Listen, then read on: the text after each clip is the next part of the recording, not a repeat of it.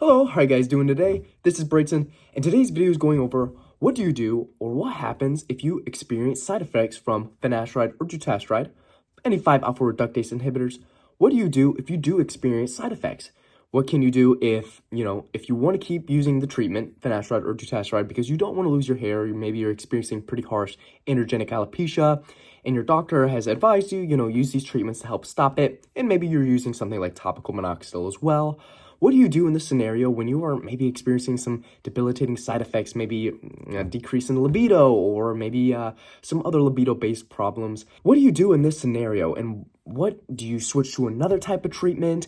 Do you try to use other drugs or kind of compounds on top of that to help kind of curb the side effects here? So in today's video, we're going to be going over some options and just treatments maybe to compound on top of your finasteride and or dutasteride use. If you're experiencing some maybe libido side effects, for example, the most common side effect when using 5-alpha reductase inhibitors, what do you do in this scenario?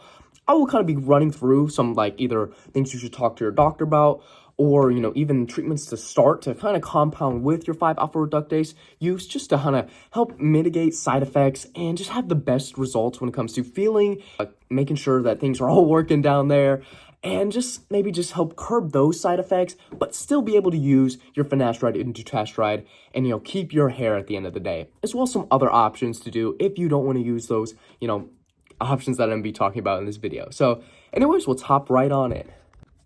So like I said, the most common side effect with 5-alpha reductase use is libido, usually when estrogen is increasing, kind of more over androgenicity. Androgenicity is kind of dropping a little bit, and usually your E2 is a little higher than normal, and this can lead to, libido problems, maybe being just less sex drive in general, and this is pretty common. Well, it's the most common side effect when using 5-alpha reductase inhibitors, but it is still rare at the end of the day. But if you do get these side effects, that is the reason, and it's because of the E2 is a little bit higher than your either testosterone, or not really higher. It's more of it's E2 is a little higher, or your estrogen's a little higher than it should be, and androgenicity is not really keeping up, I guess we could say, in this kind of aspect here. And when that happens, yes, you can have some libido problems and just kind of less sex drive in general. How do you combat these side effects? Now, some people may be like, oh, the increase of more androgenicity is better. Well, that is true. If you're going to want to have more libido and more just kind of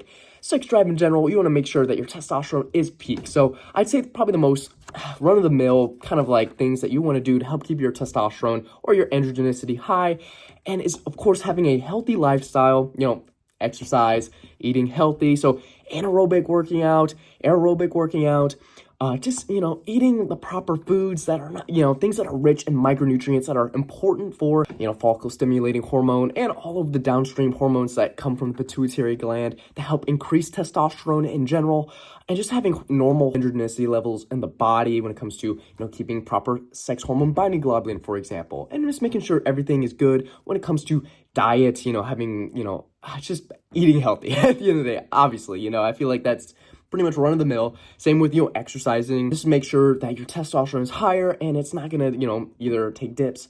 And having proper sleep, for example, because everyone has, dips and testosterone levels if they have a bad night of sleep, for example, or, they just don't eat, as good as they should.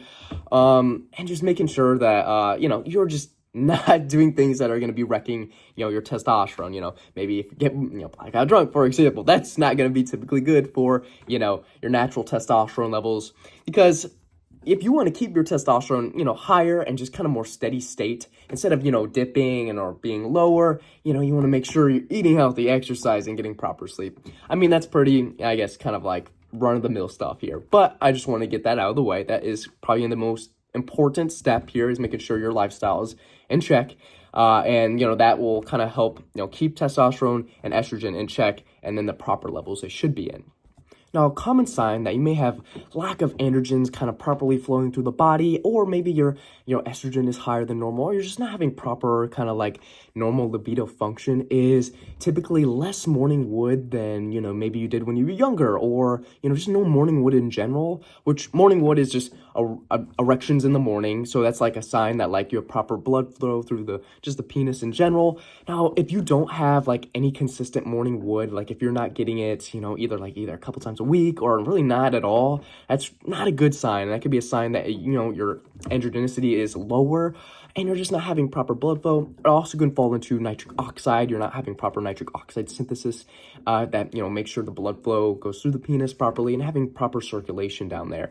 It is important to make sure you have proper androgens circulating through, the penis in general, as well as nitric oxide. But that's obviously a big sign, or the most common sign, where it's like, that's, I guess, the first side effect or first thing you notice if you are going to start, having a decrease in libido, or maybe some signs of, higher E2 than normal, or testosterone's lower, is just lack of morning wood.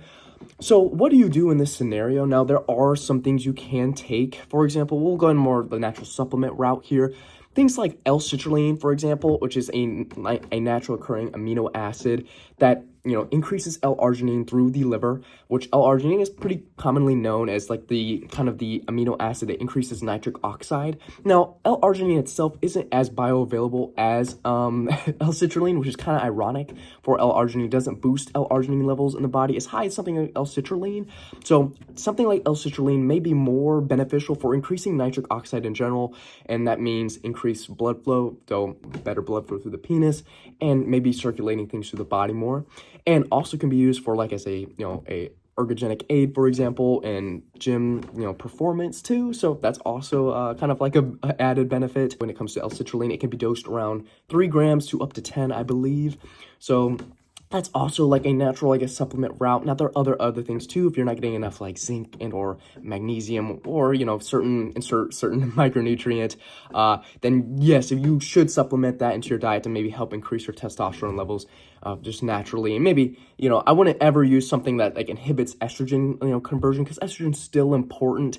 Now, if you're not 100% sure if you do have low testosterone, or maybe your estrogen is increased more than normal, then obviously, or you should go to a doctor and definitely get a blood panel done, an endocrine panel for, getting your estrogen, E2, estradiol all checked, as well as just your testosterone levels, just to make sure things are properly balanced, and or SHBG too, to make sure that's a normal. Usually you don't really have to check that unless you're using something like PEDs, for example.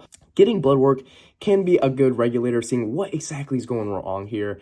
And obviously your doctor is going to help you kind of guide through what to do, or, kind of help you out in this scenario. So definitely, I do recommend getting your blood work done and making sure, if your testosterone or estrogen is imbalanced, to be 100% sure, because you never know, it could be something else, but if you are, if you did get your blood work done, if your doctor did say like, oh, you do have lower testosterone and you have higher estrogen, this is where, this video comes into play here. Now, what is something I'm going to recommend for most individuals who are experiencing, libido or erectile dysfunction problems from, 5-alpha reductase use or 5-alpha reductase inhibitor use, so like finasteride, dutasteride, I'm going to recommend tadalafil at a low dose. Now, around 2.5 milligrams to 5 milligrams of tadalafil daily.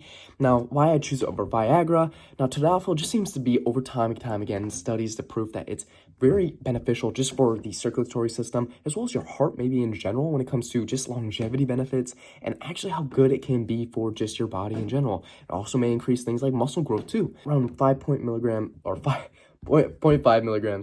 milligrams. Now, tadalafil we use at 5 milligrams is going to be, not something that's going to, you're going to notice an insane increase of erectile quality right away. 20 milligrams that's where you're going to notice it. But that's where, some side effects may occur in that kind of territory there, especially if you're using that daily. That's like, that's more side effect prone in that area and that dose. The half-life of tadalafil is very long. It's like around 17 hours, especially compared to something like Viagra. This is going to be very important when it comes to, for example, if you take it overnight, it's going to, help you get better morning wood. And having morning wood in general is important. You want to make sure you have proper androgens circulating throughout your body. And so something like tadalafil will help that. Obviously, tadalafil is non-hormonal. It's not going to be, increasing your testosterone by any means, but it can have a positive psychological effect on your brain, just because, well, if you're getting better erections in general, and or it's easier to get one, you're gonna kind of want to, engage more in sexual activity, and it's gonna increase your confidence, which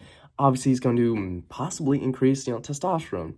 Obviously, that's possibly, but it has a possible psychological effect just kind of on your brain in general, which is very beneficial, especially if you're dealing with if you're having erectile dysfunction or you have lower testosterone. Of course, it's going to affect you negatively mentally, maybe increase things like depression, anxiety. So something like tadalafil may even have a possible positive effect on your brain or psychologically thinking here. So that's something maybe you should look into, or just kind of or talk to your doctor about when it comes to low dose tadalafil, or possible high dose if you are really struggling. But I think low dose tadalafil, just use more daily, is something could be very beneficial. And I definitely, especially if you're suffering from libido problems from 5-alpha reductase inhibitors, I definitely would probably recommend looking into. Now, those are the main kind of like treatments I wanted to go over today. Now, obviously, there are others as well, other treatments, other therapies to compound with if you're experiencing, libido-based side effects from, 5-alpha reductase inhibitors. That's why I just wanted to cover some kind of like the main kind of three kind of like main treatments to do, or the most common, best run-of-the-mill, best just things in general that are going to have the least amount of side effects, to take in consideration. So these are something to look into if you are possibly experiencing these side effects, and something that I even have looked into my own time and would use myself. If you guys have any other like anecdotes of treatments that you tried, maybe if you had side effects from 5-alpha reductase inhibitors, or maybe some things you've looked into your own time with your own research, feel free to comment down below. Or if I'm wrong about anything and you wanted to just kind of add into about the things I talked about in today's video, feel free to comment down below. All comments are appreciated, and they help the algorithm. So yeah, I hope you guys enjoyed, and I'll see you guys later. So bye.